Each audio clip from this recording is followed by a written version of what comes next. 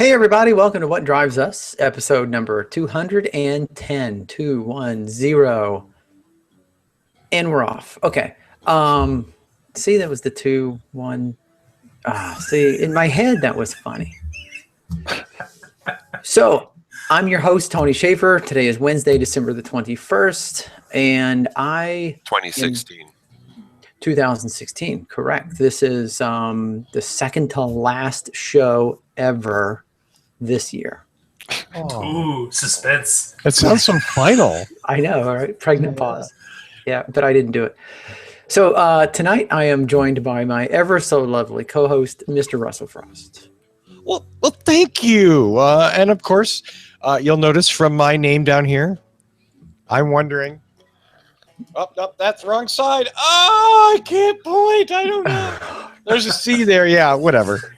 We mourn the continuing loss of our one-time co-host, Danny Cooper, who is happily enjoying his life with his family and ignoring us here on What Drives Us. I think that's called a life. Yeah, that's called getting a life. Well, those of us without a life are here, and we're excited. Back to Tony. Yeah, the last I heard, the last report, this was just rumored, he was last seen having his Santa suit tailored. So I think they're having him brought in a little because I don't think he's really all that, as large as Santa. Nor is he as jolly. No, he's nowhere near as jolly. He's angry. Yeah. All right. Well, tell you what. Let's stop bashing on Danny and let's get this fine show on the road. And I am going to start with our panelists. We're joined by our two favorite and most knowledgeable panelists that we have tonight. That's better than my intro. Yeah. Most knowledgeable tonight. The most knowledgeable. Talk about politically correct. All right. They're idiots otherwise, but damn it, when they're on the show, they're geniuses. But tonight, since they're the only two here. Yes. Thank God we suckered them into showing up. So I might as well start alphabetically by country. Our man in Canada, Waterloo Region Voltec Group resident Chevy Volt driver, plug-in enthusiast, Mr. Mark Coughlin. Hello, everybody. Welcome to the show. I'm happy to be here, and we're just getting ready for the big snow melt that's happening leading up to Christmas. So it snowed 2 feet, and now it's melting. So that's the way it goes, I guess. Slushy Christmas. Slushy Christmas coming up. Absolutely. Yay. Oh, well, so how's the weather like over there in Boulder, Colorado, Mr. Paul? Yeah, today was pretty nice. It was like 55 and sunny. We did get hit with snow on the weekend, but it's kind of melted away, so it's all good. I don't have my little tag at the bottom of the screen here, so I have my shirt with my name, says Paul here. Yeah, So, that works.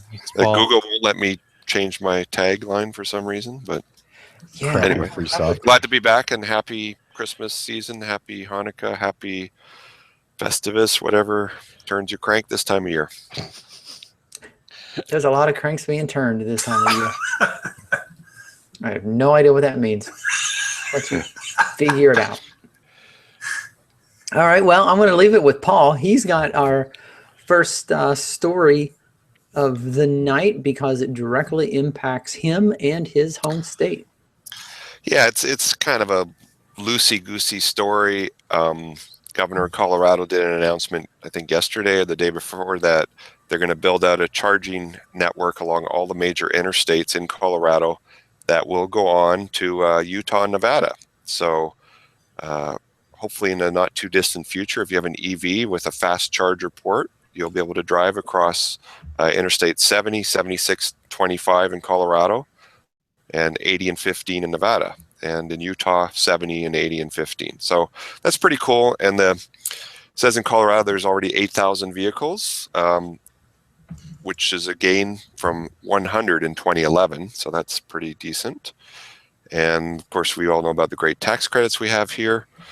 And it sounds like some of the money to build this EV charging network is coming from the VW diesel debacle. So that's kind of cool. Really? So, yep. I really expected, once again, I expected. $2 million is coming from VW. So thanks, VW, for screwing up.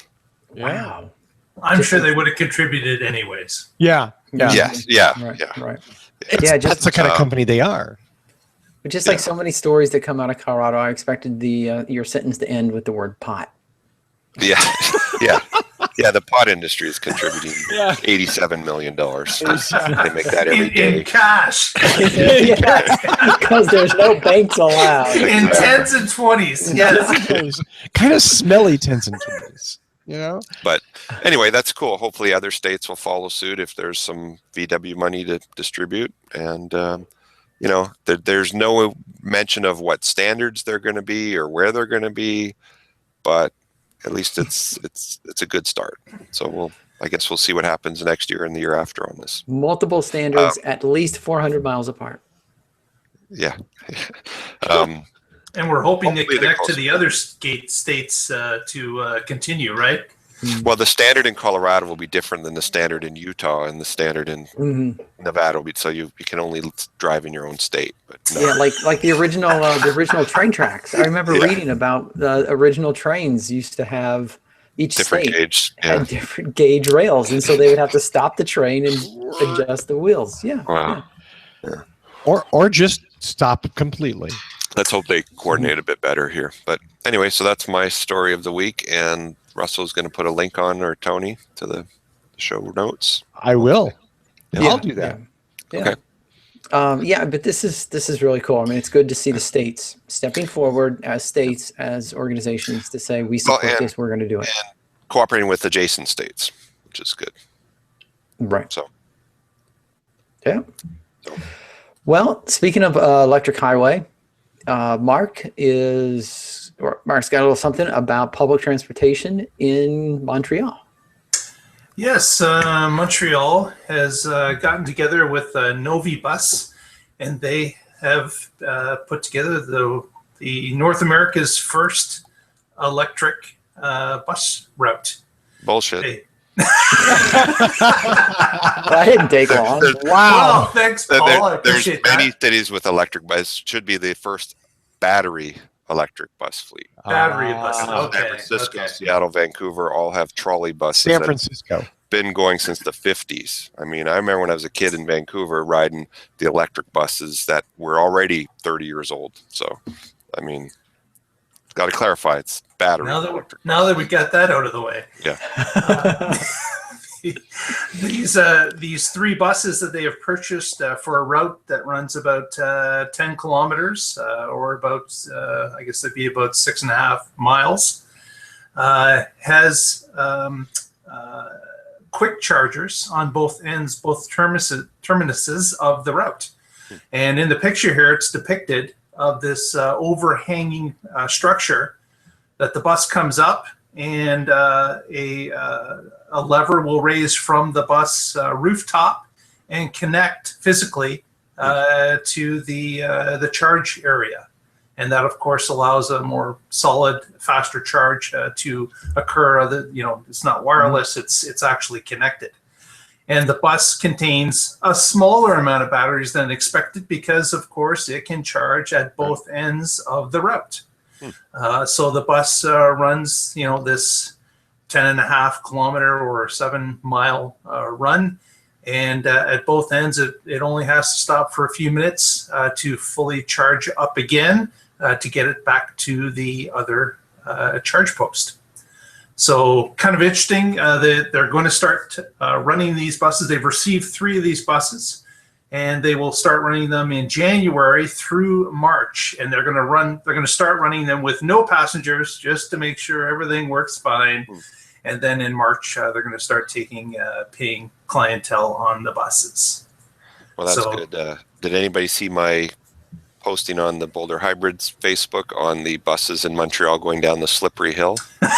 That's a different route completely. Okay.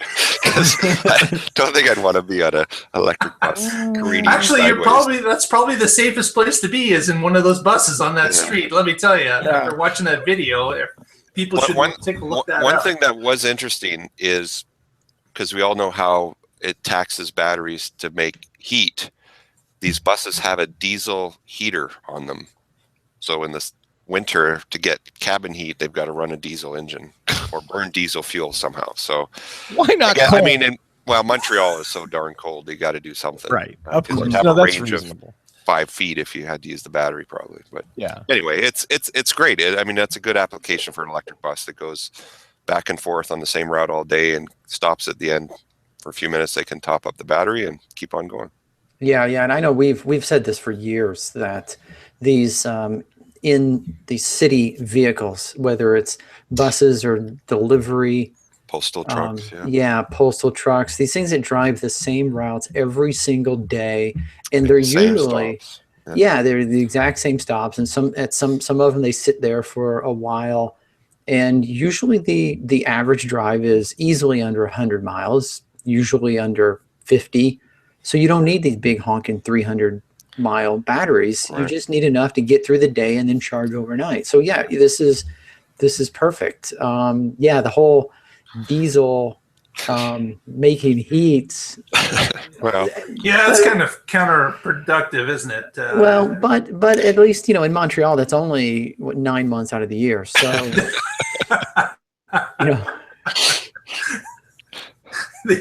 They do have that 3 months that they'll use the diesel to do the air conditioning. So right. no. I think the AC is electric. They just put big chunks of ice in the back seat. Yeah. But it's interesting that there has been a number of different transit systems out there that are buying for this type of technology. Mhm. Obviously the buses aren't cheap, then they won't be cheap to begin with. I believe there's an investment here of roughly $24 million to get this project running, and obviously that's way over what diesel buses would be. But if they can get the concept down pat and prove that it is viable, then of course with volume prices come down. Well, something that was cool was the drivetrain of these buses was built by a subsidiary of Hydro-Quebec, which is the electric utility up there. And it's kind of interesting that the power company is promoting electric vehicles. It's kind of like in the old days when GM was promoting buses instead of streetcars to get, to sell buses and fuel and Firestone tires and all that, like they did in LA. So it's kind of come full circle. Yeah, and Hydro-Quebec certainly has they've got a horse in this race. They are the utility for the entire province. They have a number of different structures in place, like hydroelectric dams and such, that makes hydro extremely, cheap in Quebec. It's a great commodity for that province. Yeah. And as soon as the bus terminal puts solar panels on the roof, maybe Quebec will be like, wait a minute. Yeah, we want you to buy our power, not make your own. Yeah. I don't think you can make it that cheap. It's pretty cheap in Quebec. It's the cheapest, I believe, in North America. Wow. Yeah. I'm running a big extension cord. Yeah. I did notice. It's cheap, but your electric bill is still 10 times as high because you're running the heater all winter. Yes. I did notice. I don't know if this is a defect or if there's a problem with the signage, but apparently the front there, they've misspelled a lot of words. Oh, they might be in French. And there's the joke. There's the joke. Yes, indeed. Wait for it. Here it is. A little too subtle, Tony. A little too subtle. Oh, sorry. I don't speak Quebecois. Is that right? You still don't. Yeah, I know.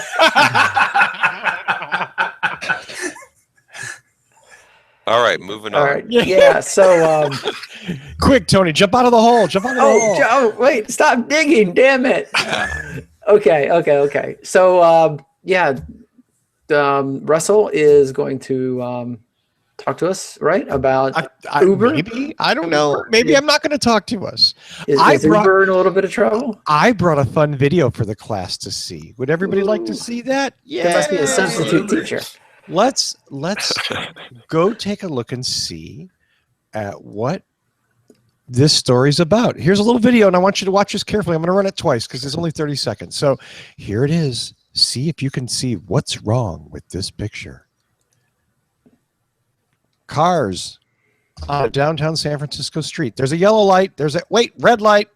Car stopped. Keep clear. Car stopped. Whoa, wait, what's that?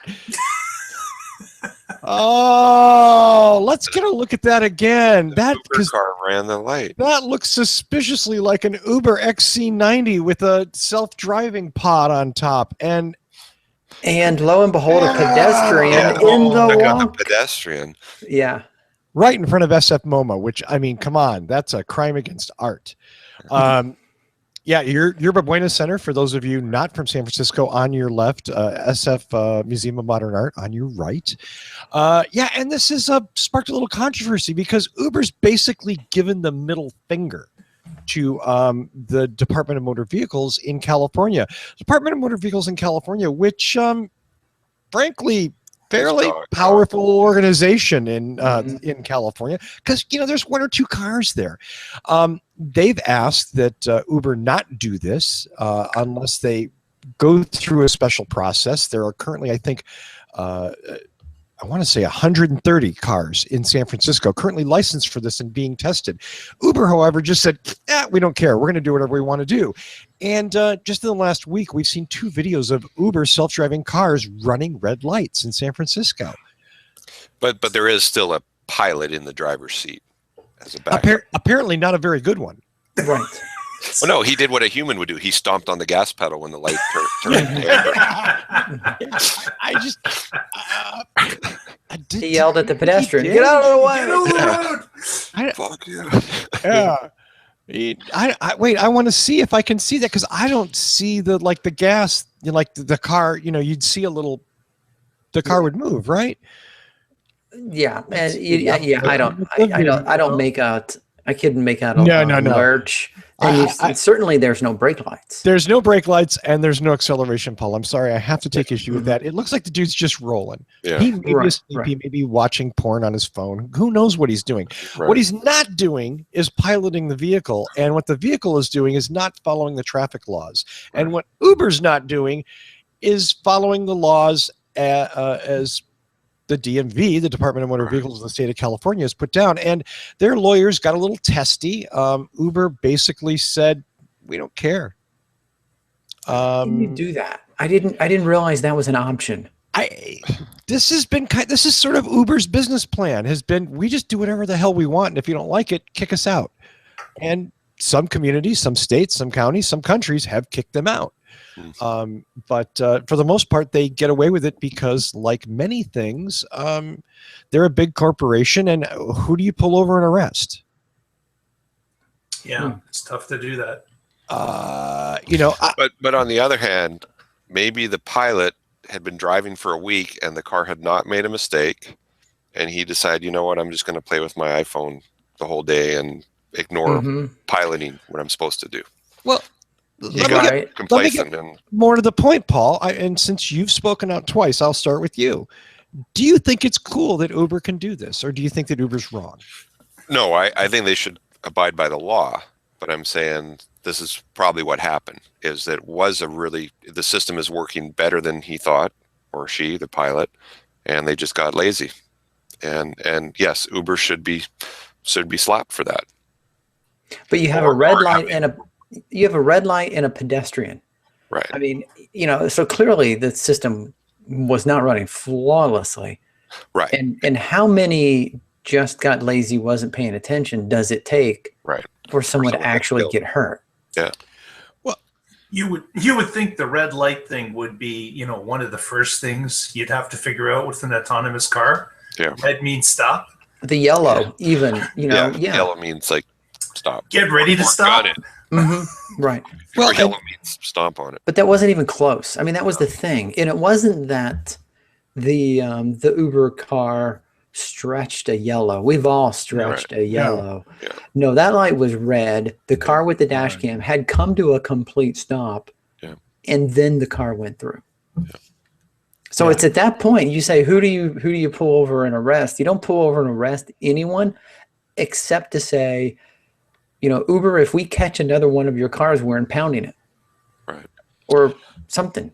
You haven't proven that you can. Isn't the pilot? Technically, the pilot's responsible, so he should get ticketed for running a red light. Yep.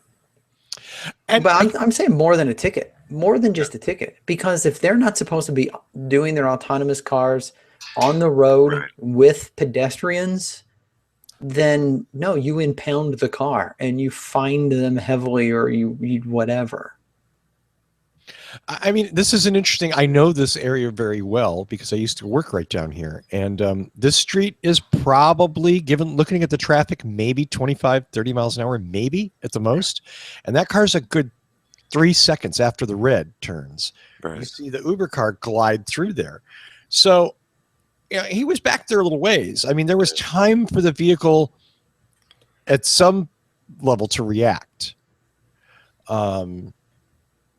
Anyway, but that's not, looking for the technical things. I guess, what's disturbed me about this is Uber's kind of pattern of basically saying, we do what we want. Right. And we're Uber and F you.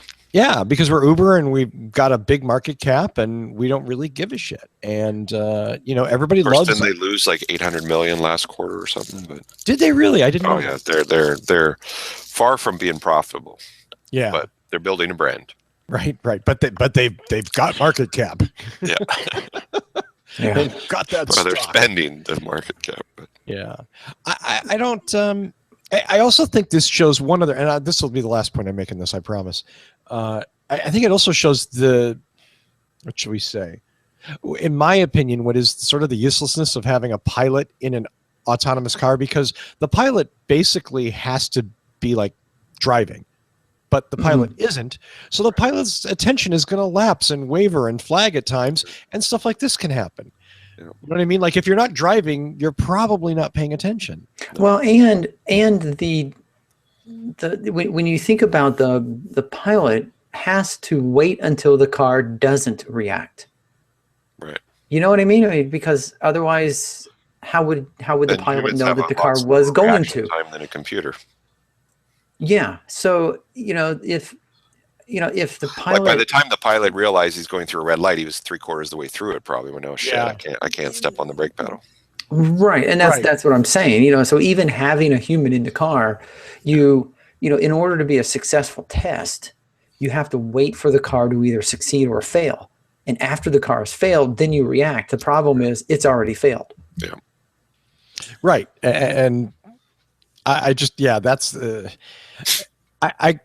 you have to test these things, and you have to test them in an environment like San Francisco because it's a very difficult, trying environment, or Manhattan, or wherever, any sort of urban environment. But the question is just, like, what's a safe testing protocol in that environment? If you accidentally mash a half a dozen pedestrians, oopsie. Yeah. I can't imagine having the job as a pilot. I don't know how you could You'd actually stay alert do for that 5 job. minutes, and then you'd be like, "This is boring as hell." Yeah, like there's Right. no way. Like as you mentioned earlier, Paul, if the car performs flawlessly for the first 5 minutes, and it's all of a sudden you're bored. You're Yeah. not. You're saying, well, it handled that stop sign back there. It'll be able to handle this stop sign. It saw the bicyclist on the blast block, so Yeah, like it's got to be a horrible job to try to keep awake. Like it would Yeah, be terrible. Yeah, essentially. Yeah. But I Sorry, have guys, I was just checking out Twitter. I got bored with this. Okay. I mean, it'd be like being a security guard in a bank or something. Like you'd be sitting there like, God, it's only been half an hour I've been at work. right. Yeah. Standing here doing nothing. But but funny that you said. I mean, those guys aren't exactly the most alert people in there. You know what I mean? The people who are like bullets are whizzing past their head, they're very alert. They're very living in the moment. The dude at the bank who hasn't seen any action in his entire career. Yeah. hmm The one where George Costanza gets him a chair. You guys remember that episode? Yep. Okay.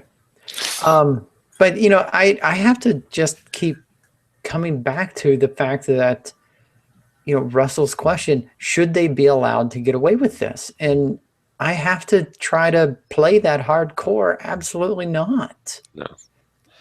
And I just don't understand how a governing body can say you're not allowed to do this, and a company or anyone turns around and does it, and there's no ramifications. That's a horrible precedent. Yeah. Precedent with a C. Yeah. I mean, they should do something drastic like ban Uber from operating for a week every time they get busted or something. Ooh, I like that. And how would you be able to do that? You're grounded, That's- Uber. You Yeah. just unplug Go their to your servers, room. you know, do something. I mean, figure the government comes in and says you're going off the air, and if you continue to drive, you'll be permanently off the air. Yeah. I mean, it would be really easy to test. Put a plainclothes cop with a smartphone and try and get an Uber ride. Right. As soon as the Uber ride shows up, you go, violation. Yeah. You know, I mean, they may think that because they're an online business that they're immune to some stuff, but Right. they're all too public at a lot of levels. Well, let's go on and not talk about this anymore because screw Uber. Yeah, let's see. Actually, I have a side note. Okay. I'm sorry, Paul. Please. Just being the holiday season and talking about Uber, the city of Boulder did something cool. They partnered with Uber and Lyft, and they had for the holiday season, if you want to take an Uber or Lyft to downtown Boulder to go out, have drinks or holiday party, you would get $5 off coupons. So if you were taking a $10 Uber ride into town, it would cost you $5. And it was actually sponsored by the city to, alleviate parking issues and, more importantly, keep drunk people from driving their own cars. So I thought that was cool. That's awesome. So I have to. Was there any particular reason they went with Uber and not just like established taxi companies? No, and I guess the established taxi company's probably pissed about it, but they did do Uber and Lyft, so you could choose which one you wanted to use. Which disruptive technology that is causing taxi drivers to lose their jobs? Which one you chose? Okay. And then, interesting, to get home from downtown, you'd have to spend $50 in a shop or a restaurant or something, and then you could get vouchers, electronic vouchers, to get back home at a discount. Oh, if you spent $50. So it was also the merchants, I guess, contributed to get people to come downtown instead of going to the big malls on the outskirts of town. It's a smart investment. But the big thing, the huge thing that the local taxi company is promoting is no surge pricing. So if any of you have used Uber or Lyft, at peak times they can double or triple or quadruple the rates. The taxi rates are always the same. Oh, okay. But wouldn't that mean also that the taxi rates are always at surge pricing? Well, wait. And the good thing about the competition is the taxis have gotten cleaner. The drivers are nicer. They actually have an app now. The local taxi company has rebranded them as Z-Trip. So you can get the Z-Trip app, which works like an Uber app. So they're kind of upgrading to compete. Whereas before you got some surly guy in a 78 Malibu as your taxi driver.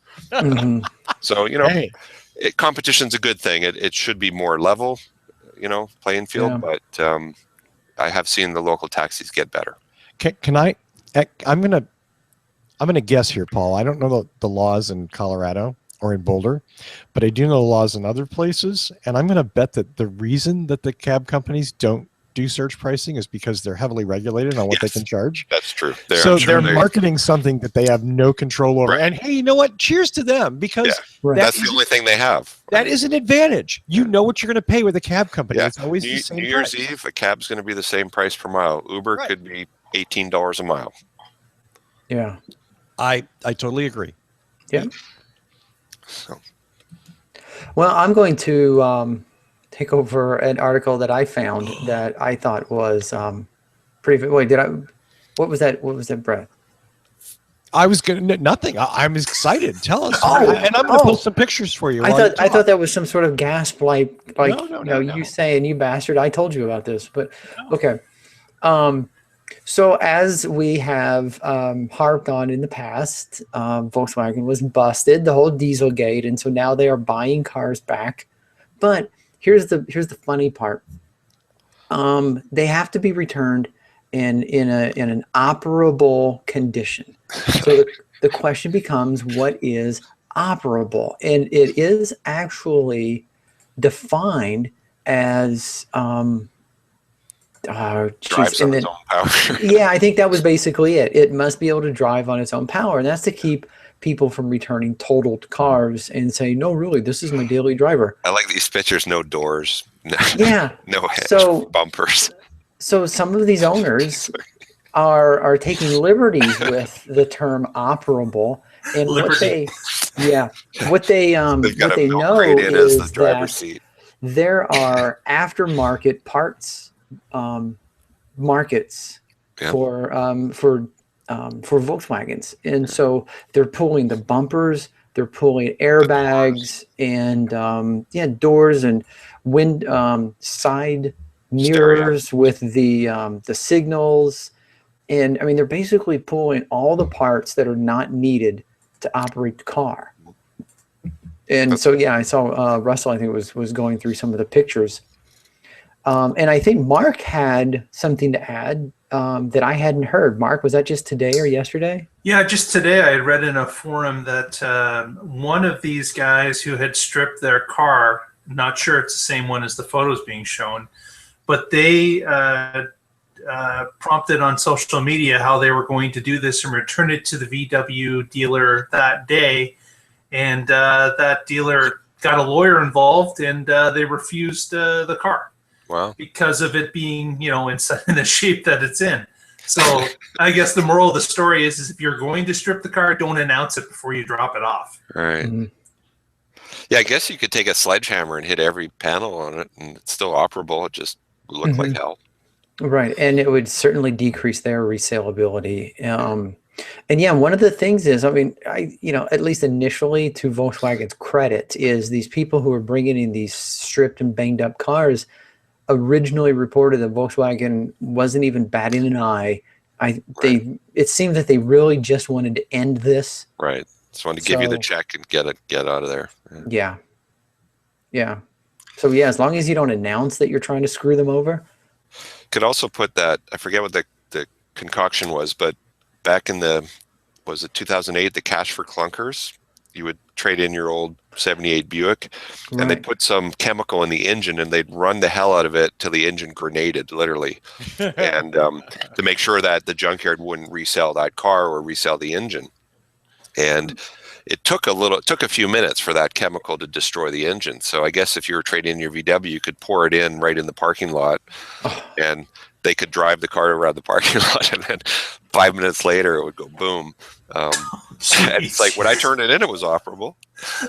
Paul, you can't go giving people ideas on the air. I'm just saying. Not saying people could do it. Just saying this is what I'm not saying I endorse that. This is what Attorneys for What here. Drives Us do not endorse this behavior or encourage it. We merely report on these But things. for all of you history buffs, you can go on YouTube and find all the videos of people blowing up their cash for clunkers engines in the junkyards. So Nice. and some of them would run for like 5 minutes.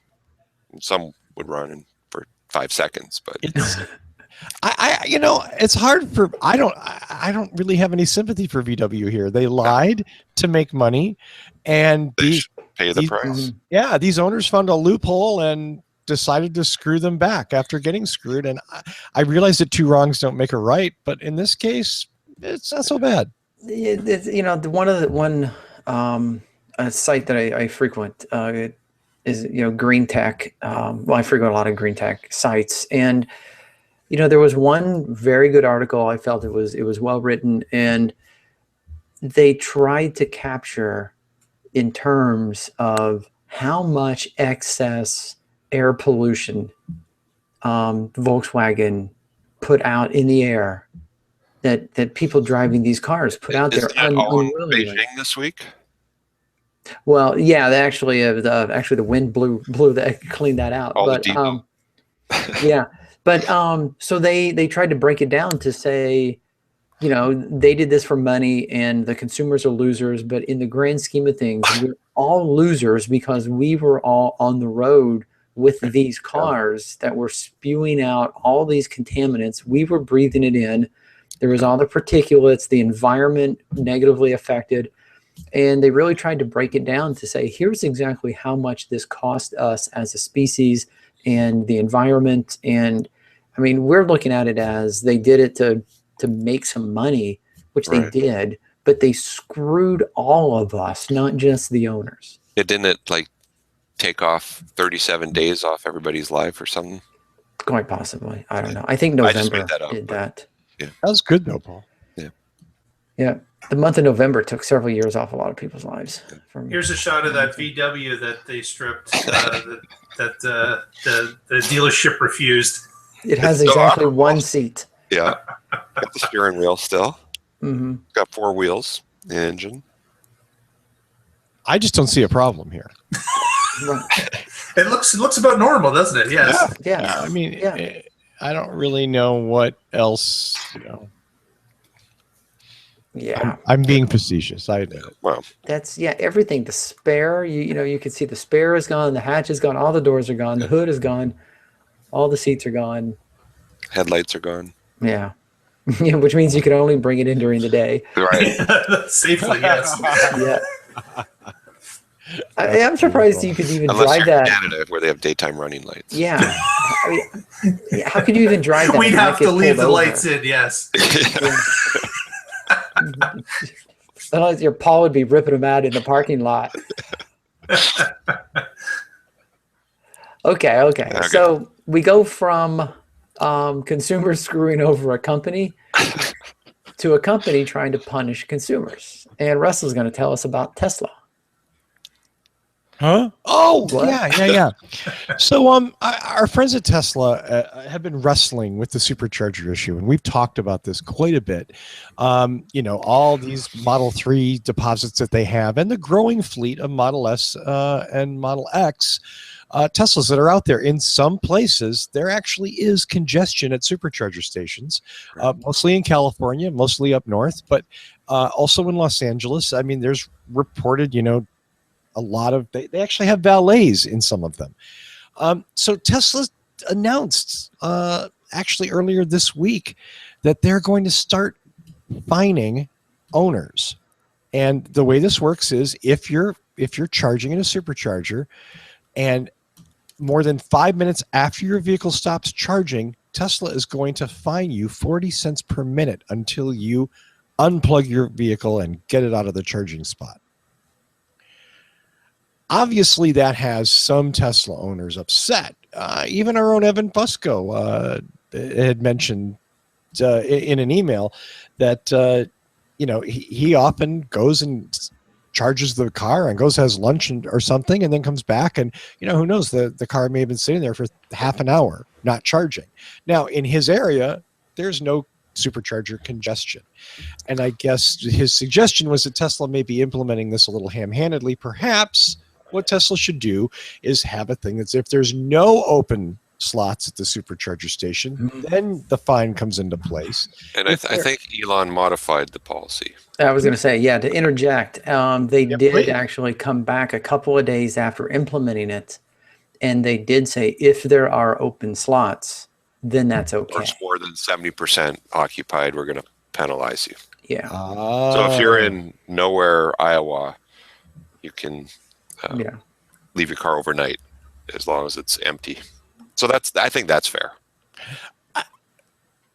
Yeah, I mean, I don't have a dog in this fight, and I think Tesla's going to have to work this out with their owners on how do they manage time in these charging stations, whether it's free or not. There may be some people who 40 cents a minute, whatever. I don't care. I know where my car is. I'm going to go have lunch. I'm going to go shop. I'm going to go do whatever I'm going to do, and I'll come back and get the car when I'm damn well ready. Mm-hmm. Yeah. Well, So But I've driven by Tesla charging stations where there's 0 cars there quite often. Oh yeah. Yeah. I mean, there's the one here in Brandon, Florida. And in those areas, Tesla should pay you 40 cents a minute so that people see there's cars there. They go, oh, people are buying those cars. Look at them charging. Where if you drive them empty, they go, well, why are those stations there? No one must be buying those cars. LA is different, but in a lot of I kind of countries, like that. Yeah. Maybe what they should do is charge you in LA and pay you in Iowa to charge your car. Wow. Spread out the load a bit. Yeah. That's interesting. Yeah. Yeah. You think that will work? Yeah. Well, Elon's watching the show, so we'll see. You never know. You never know. That's right. He's a regular. Thanks, Elon. So I do understand the argument on both sides. Like like Evan Like if you're on says. fumes and you got to plug in, it would suck to have all the stations, all the plugs blocked by people who are already topped up, just sitting there. Hey, And some of those cars are there as businesses. So there are, especially in the LA area, a number of businesses will use those superchargers to fuel up their cars for the Tesla Loop or other businesses that ferry people around as limousines. And I've heard stories of those limousine companies come and leave the cars parked overnight in some spaces. Right. So you're right. And if it comes down to, and again, I think this is a big city problem. But there are situations where where people are leaving the city, like on a long weekend, going to Vegas or whatever, and you will find that there are lineups to get a charge. Yeah, because there are popular congestion points where everybody has to travel through to get on with wherever they're going or what their plans are. And if that is plugged up with one or two extra cars sitting in a stall doing nothing, that would be infuriating. Yeah. Yeah. But can you? Too bad Evan isn't here. Can you actually unplug someone's plug from them? You cannot. They're locked. They're locked in. Okay. They are locked. Like they should have a software that says when the car is full, it will unlock if you want to move the cord to your car. And then the other problem with that is that I understand, I'm not completely sure, but I believe that those cables are fairly short. Right. Yeah. So you can't really move them around like you can, other charger. You just go on Amazon and buy a 30-foot extension cable. And There you go. like, There you like go. your USB extender. that would work. Mhm. I feel sure that would work. If you didn't fry yourself trying to do the connection. Yeah. Yes. Yeah.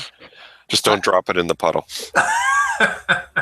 You know, and obviously the solution to this problem, or a solution, is to, it's going to be interesting to see if Tesla can actually build out enough chargers to always make sure there's an open slot. I mean, how practical is that from a business standpoint? That's not a great model, I think the solution will be the autonomous part of the cars. So what's going to happen at some point is the car is going to use the summon feature to leave the spot and go across the parking lot and park elsewhere. When it's full. That's Of great course, idea. How do you just spit the cord out? It's going to have to eject the cord, I would say, or maybe Tesla will change at some point to be wireless charging. That they will have a pad underneath the parking lot, and it's going to use a pad underneath to charge the car. But at some point, like there was another story. Or if you're in Montreal, they'll have antennas that come up and steal the power from the bus company. Well, there was actually a story of them showing that the front unit on the windshield that has the camera or the radar in it, it's got its own defroster in it. So there's a car sitting out in the snow, and this thing turns on automatically and defrosts the area around the camera, so the car could actually move under the sun feature. Nice. I love that. That's smart. So they're building that into the cars now. So that's probably where it's going. Huh. Wow. So let me ask this of Or they'll just do what Uber does and have surge pricing. If you need to charge in a busy area, it'll be 3 times the rate. Well, that could be something as well. But I think they've already, they've now limited the cars that are going to have the unlimited supercharging, right? So if you don't purchase your car by the end of this year and take delivery by April of next year, you've missed the boat. You no longer get unlimited supercharging. It's now you get some free charging, and you'll have to pay for the extra. It's just getting very complicated. Does anyone know if the unlimited supercharging is the life of the car or the life of the? It is the life of the car. So if you sell the car, those old cars will be more desirable to certain exactly. Interesting. If you were to unlock one of their batteries, it goes with the car as well. So the car, whatever you paid for, the car keeps it and will be given to the new owner when purchased. So it's like the HOV stickers in California. If you bought That's right. an early Prius, there was a time when they were worth like $3,000 more because it had an HOV sticker that were no longer being issued. Yep. So interesting. Yeah. Exactly. Exactly how that works. Well, it'll be interesting to see as, again, this develops, how Tesla kind of deftly works in between pleasing their customers and not trying to install a supercharger on every corner so that everybody has their own personal supercharger whenever they want. All right. Yep. There you go. Hey, Tony. Okay, so our final story of tonight is one that was given to us by Patrick Connor, our friend in Portland, and fellow Tesla owner, as a matter of fact. He got his this summer. I thought he's a And- Leaf owner. Yes, could he be is a both. Leaf owner. Yes. Oh, he's got both. So he has a little site, a little blog called carswithcords.net. And if you haven't gone out there to read some of his writings, you really should. It's really good. That's carswithcords.net. And he did, he wrote up a thing about Toyota's new change in direction. So we have really enjoyed taking pot shots at the quote unquote hydrogen economy. Or whatever the hell that is. Cars that run on cow dung, cars that run on creek water, cars that whatever. At least sewage was my favorite. Yeah, the sewage. Essentially, Unicorn tears. cars that require more energy to go into the manufacturing of the fuel than the fuel actually propels the car. That sums it up. But Toyota has been one of those companies that have said time and time again, screw EVs, we're going hydrogen. Screw EVs, we're going hydrogen. We are not going pure battery EVs. And then here they come out and say they're stepping away from hydrogen, and they are now pretty much gung-ho at having, what did it say, 400 mile by 2025? Am I getting that right, or am I confusing that with something else? That they're now, well, I'm just going to say they're now gung-ho EV, that they're going to make these EVs, and they're stepping away from hydrogen. A complete 180 degree from everything they've been saying for the last, God, what's it been? 5, 6, 7 years? Yep. Yeah, at least 7 years. As though the internet doesn't record all of that stuff.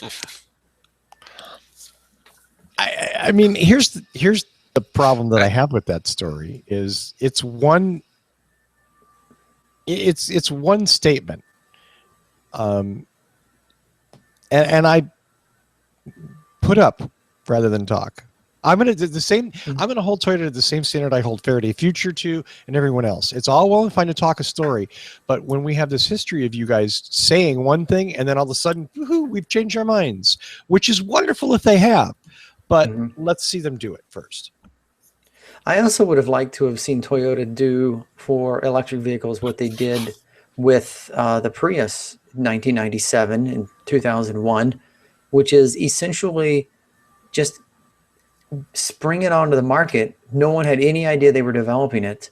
And then it was, boom, here's this car.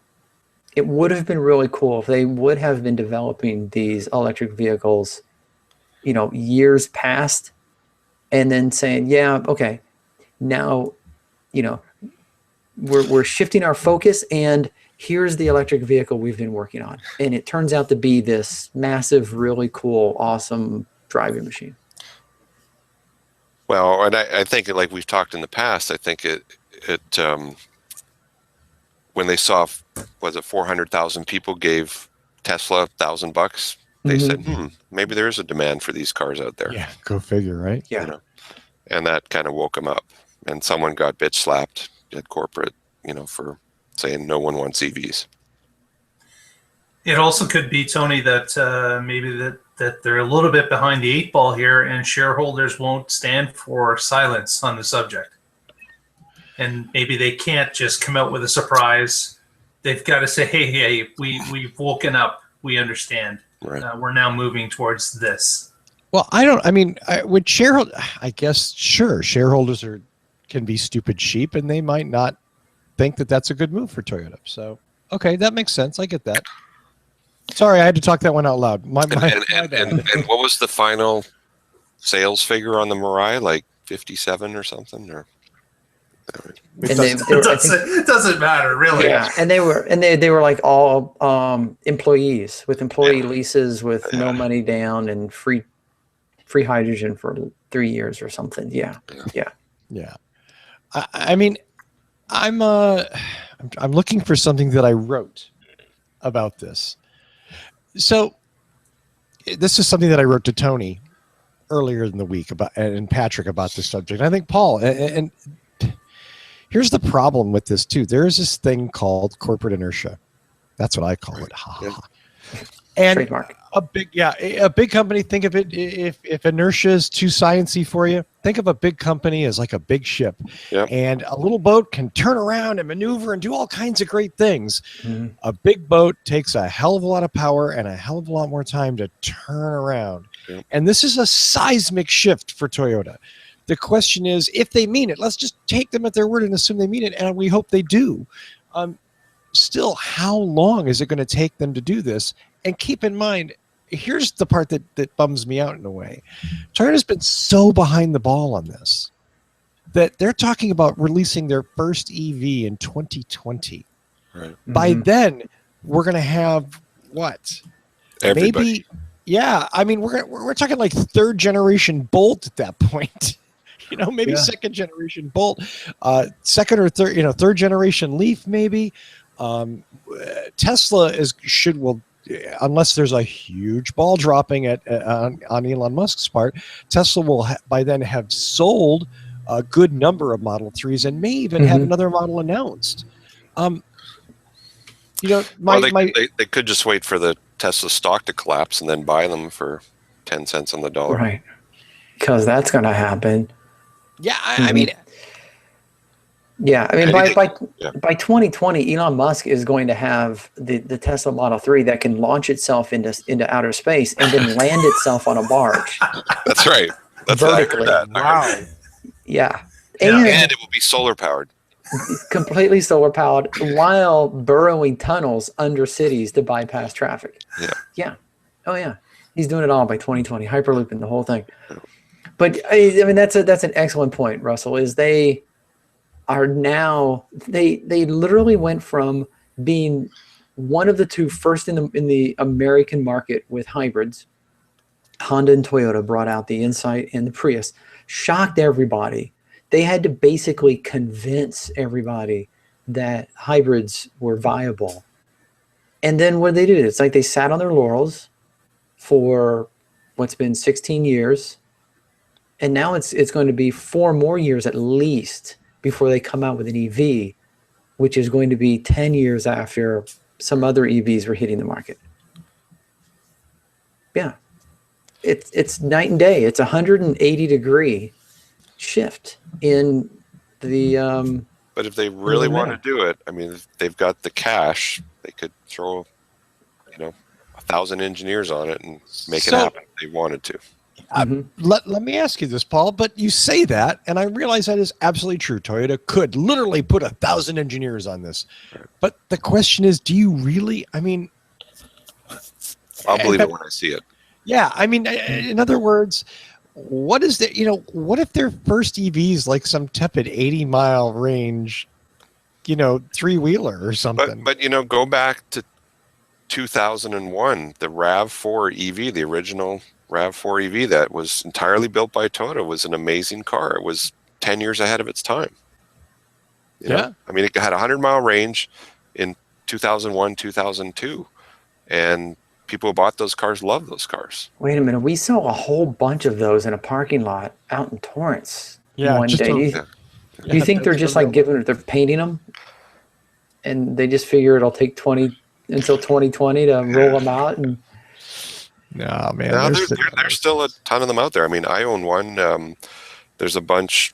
There's a user list. There's hundreds of them still out there running around. So, I mean, they were ahead of the time then. If they could get their rears in gear, maybe they could catch up and surpass some of the other cars. And they were so successful. Well, they did that team up with Tesla, and they made a second RAV4 that was an That's a electric great car drivetrain. too. Unfortunately, they sort of brushed it off as a compliance car and Yep. terminated the relationship. But they actually made that happen pretty darn fast. I mean, if you look at the timeline from when that car was conceived to when it hit the market, it was real fast in the world of automotive. So you're right. They could do it. The question is, do they want to do it? Yeah, and that's what I don't know if to believe them. I mean, they're saying it, but when the car's in the showroom, I'll believe them. Yeah. Okay, so second, this is opinion. This is a McLaughlin group going around the room. What body style do they use? Do they come out with something completely new? Do they use the Prius body style? Do they reuse the Mirai? Do they go with something more sedanish? What do you think? That's a tough one.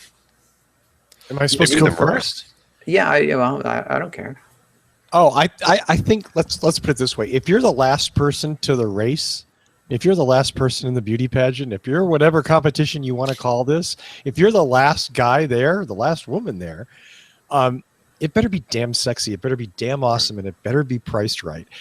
They're not going to get away with a bad spec, ugly car. It's going to have to look very cool. It's going to have great range and solid features. Right. It's going to have to. So they don't get to do. And forgive me, I'm not being mean. They're not going to get away with a Chevy Bolt body. You know what I mean? That's not going to fly 3 years from now. Right. The Bolt flies right now because it's what it is, because of the market where it's at right now. Mm-hmm. In several years, that car will have evolved, and I suspect the body style is probably going to change a little bit, or it will fill a niche for people that want that form factor. There's nothing wrong with it, but is it as sexy as a Karma or a Model S or any? No, it's not. No, but it's first. But it's there, and it's on sale. You can go buy one right now. Yep. Yeah. And that's the thing. And it's got a big honking battery. In 3 years, there's going to be thousands of those cars on the road. And Toyota's behind it. I mean, Toyota's going to have to really nail it right out of the park. First model. They're not going to get to a mid-cycle refresh if they screw this up. And they'll have to put like some really cool new stuff. Like when the Gen 2 Prius came out, it had this thing called a Smart Key, which was so far ahead of everything else and so cool. And they could have put it on the Lexus or the whatever, but they put it on the Prius first. And now almost every car has a Smart Key.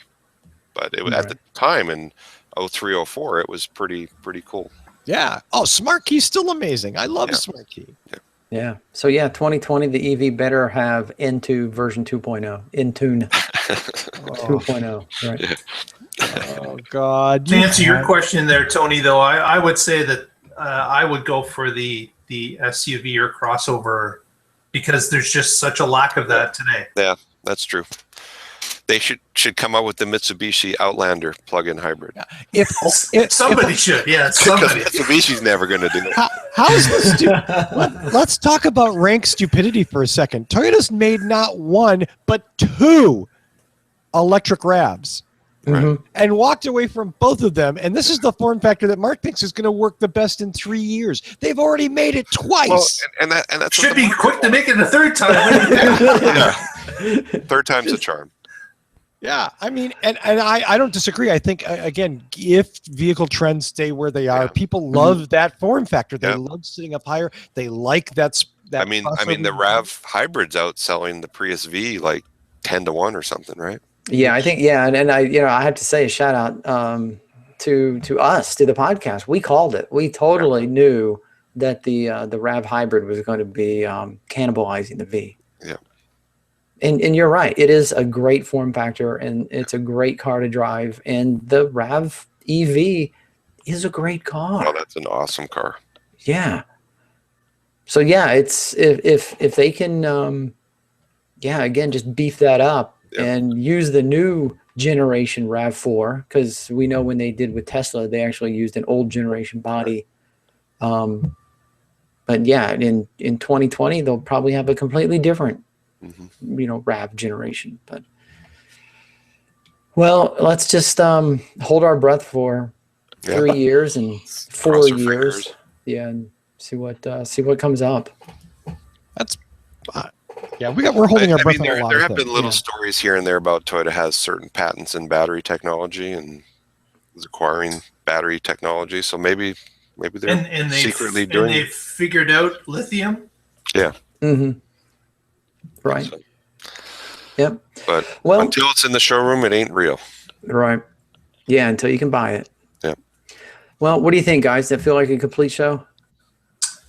Yes, indeed. Let's Yep. wrap her up. Let's throw some shout outs and get out of here. Russell, let's start with you. You want to shout out to anyone in particular? I get to do shout outs? Yeah, why not? Oh, can I just say I got a new phone and it's really, really big. Okay, look at this is the phone compared to my head. That's how big this phone is. You have a little head. Or what a pinhead I am. And that's actually been alleged. So what do they say about a man with a big phone? Oh, I'm definitely compensating. Look how little his hands are. There's no doubt. Yeah. Trump looks at my hands and goes, damn, your hands are big. I mean, yeah. No, let's see. Shout out. You can find me at PriusOwnersGroup.com. That's PriusOwnersGroup.com, where I post every once in a while little rants and raves and reviews and stuff. Or, of course, at WhatDrives.us, where this show lives. And of course, just another final thing, where is DannyCooper.com? There we go. Just go there, visit, and ask. So I went there, it doesn't go anywhere. Oh, did I not set that website up? Yeah, right. Damn Okay, me. so DNS error. here's a little fun we can have. So I'm throwing this out to the listeners. If either of you want to take random pictures and post them on our Facebook page, hashtag Where's Danny? There you go. There's something. I like that. Show us where you think Danny Cooper. Yeah. All right. Paul, do you want to give some shout outs? Just going to shout out to Colorado, where you have now 10 days to buy your used EV if you want to get the state tax credit on used EVs. And plug, as always, my own business, Boulder Hybrids, boulderhc.com, where we fix hybrid cars and EVs.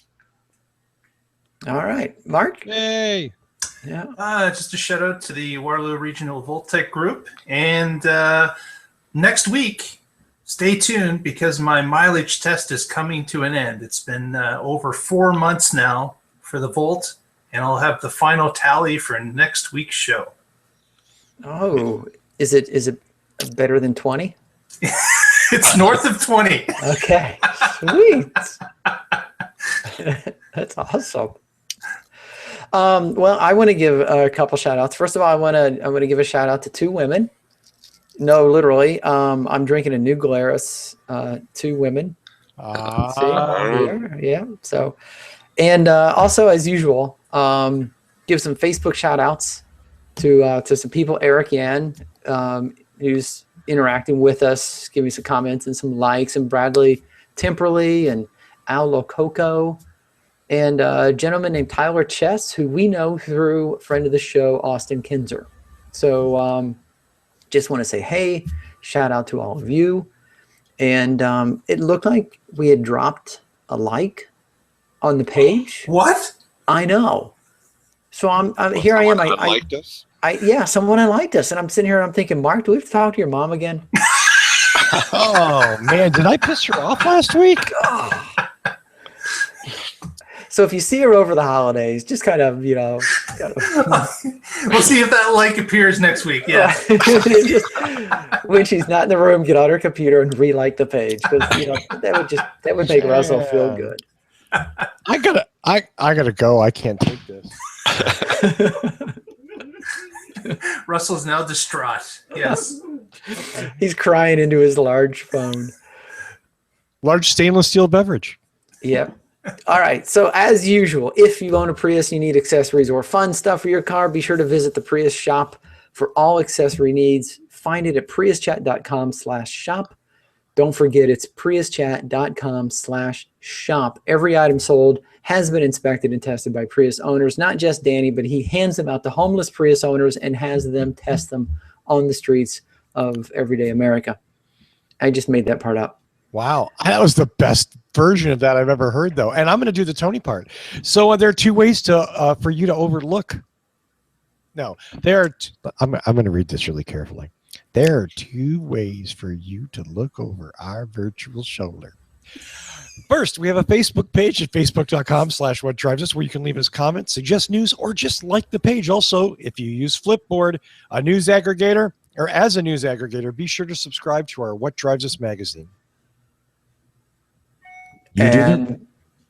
You want me to do the other Russell one? No, and don't forget to visit our main site. Russell had mentioned whatdrives.us, where we post all of our shows in audio, video form.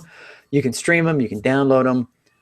We've also started posting articles for reviews, articles and reviews. I have my efficiency articles up there, and on the lookout for new cars to drive and review. So hopefully we'll line something up there. Oh, and question. Yeah, so don't forget that is whatdrives.us. Yes. Oh, am I up? I'd like to know why when Russell reads carefully, he turns into a southern drawl. It's a Florida thing. It just seeps into me. It's like osmosis. That was kind of weird. I was just going to try to skirt around and that. Whatever's in this thing might be taken. If I said I was on a lot of pain meds for my back, would that give it? Well, somewhat. Some, yeah. Yeah. Not all. We don't know where you got this episode, but if you want to make sure you never miss a show, subscribe to the show on Stitcher, Slacker, YouTube, Google Play, or iTunes. Not tune in because we still haven't fixed that. Perhaps all of them. And remember, if you do follow us or subscribe to us in any one of those services, please take a second, give us a rating, maybe write a nice review. We appreciate that. And frankly, our fragile egos need help. And you know what? It does help us in the long run because we are trying to reach out to people to have them on the show. And one of the first things people ask, because they don't want to waste their time, they say, well, how many, they look us up on iTunes and they see how many reviews we have. Not many. And then they go to our Facebook page and you see how many likes we have. We have more. But review and give us some stars, and that will actually help us get people to entice people to come on the show. So we need this feedback. Well, and we're also trying to get VW as a sponsor. So yeah, absolutely. VW and Karma. Yeah. Yes. Or in Faraday Future. Faraday, yes. I remember when the only review we had on iTunes was a 4-star review. Wait for it, from Evan Fusco. A panelist on this show couldn't even give us 5 stars. He gave us 4. Well, that's because he reviewed the show he was on. Right. He knew too much. Boom. Boom goes the Paul Guzik dynamite. Nice. Yes. Well, as usual, he's not here. We can trash him. We want to thank the panels. Thanks, Paul. Thanks, Mark, for being on the show. Thanks for all of our listeners for spending your time with us. We really do appreciate the fact that you take a week or a little more every week to you take an hour or more every week just to see what it is that we're talking about. As always, thanks to Mike Mannering for the theme music. Make sure and visit him at manthing.com, and always go out to YouTube and watch some of his amazing videos. So that's all we've got for this week. Make sure you tune in or download next week and find out what drives us.